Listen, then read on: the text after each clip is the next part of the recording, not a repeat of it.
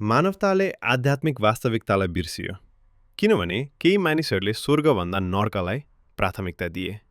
स्वर्ग चेतना, आत्मा, स्वतन्त्र इच्छा र आध्यात्मिक विकासको मार्ग हो, जबकि नर्क यान्त्रिकता, नियन्त्रण, भौतिकवाद र आत्माविहीन शक्तिको मार्ग हो। इतिहासको अधिकांश भागमा मानिसहरूले स्वतन्त्र इच्छाका कारण चेतना र आध्यात्मिकतालाई रोजे, तर अन्ततः केही समूहले नर्कको मार्ग रोजे र त्यही छनौटले उनीहरूलाई अरूमाथि प्रभुत्व जमाउने प्रविधि, शक्ति र प्रणाली निर्माण गर्ने क्षमता दियो। मानिसहरूलाई नियन्त्रण गर्न मृत्युको डर आवश्यक थियो।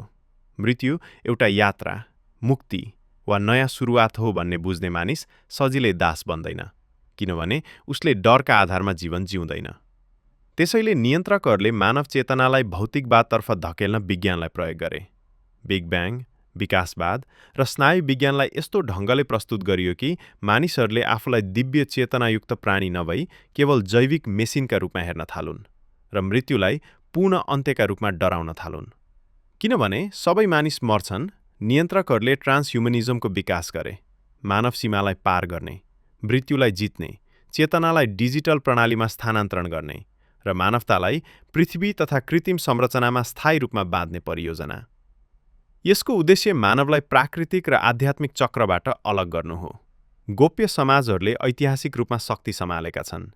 विशाल नोकरशाही संरचनाहरूभित्र, जहाँ अधिकांश मानिसहरू सीमित जानकारीमा काम गर्छन्, गोप्य समूहहरूले समन्वय, प्रभाव र पारस्परिक गोपनीयता मार्फत वास्तविक शक्ति सञ्चालन गर्छन्। गोपनीयता कायम राख्न उनीहरूले उल्लङ्घन, साझा अपराध र पारस्परिक ब्ल्याकमेल प्रयोग गर्छन्, जसले सबैलाई प्रणालीप्रति बाध्य बनाउँछ। धर्म, प्रतीकवाद र एस्क्याटोलोजीलाई गोप्य भाषाको रूपमा प्रयोग गरिन्छ, ताकि प्रत्यक्ष सम्पर्क बिना पनि साझा उद्देश्यमा काम गर्न सकियोस्। शक्ति टिकाइराख्न नैतिक व्यवस्थालाई उल्ट्याइन्छ, भौतिक संसारलाई सर्वोच्च बनाइन्छ, जबकि करुणा, प्रेम, आत्मा र ईश्वरलाई कमजोर बनाइन्छ। पैसा, शक्ति, प्रविधि र विज्ञानलाई नयाँ देवता बनाइन्छ। यो प्रणाली 3 सिद्धान्तमा चल्छ। पहिलो, एकता, सबै कुरा एउटै प्रणालीको भाग हो। दोस्रो, सममिति वा ध्रुवता, राम्रो र नराम्रो, ईश्वर र शैतान एक अर्काको प्रतिबिम्बको रूपमा प्रस्तुत गरिन्छन्। तेस्रो, माथि जे छ तल पनि त्यही, संसारका सबै तहहरूले एक अर्कालाई प्रतिबिम्बित गर्छन्। मानिसहरूलाई भ्रष्ट बनाएर शैतानी मूल्यलाई सामान्य बनाइन्छ, ताकि नर्कलाई स्वर्ग र स्वर्गलाई नर्क जस्तो देखाउन सकियोस्। ईश्वर प्रत्यक्ष हस्तक्षेप गर्नुहुन्न, किनभने स्वतन्त्र इच्छा सार्वभौमिक नियम हो। जब अन्धकार चरम सीमामा पुग्छ, त्यही समयमा मानिसको वास्तविक प्रकाश देखिन्छ।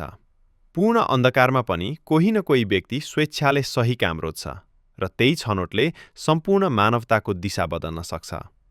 गोप्य समाजहरूको उदय शैतान ईश्वरभन्दा शक्तिशाली भएको प्रमाण होइन, त्यो मानव स्वतन्त्र इच्छाको परिणाम हो।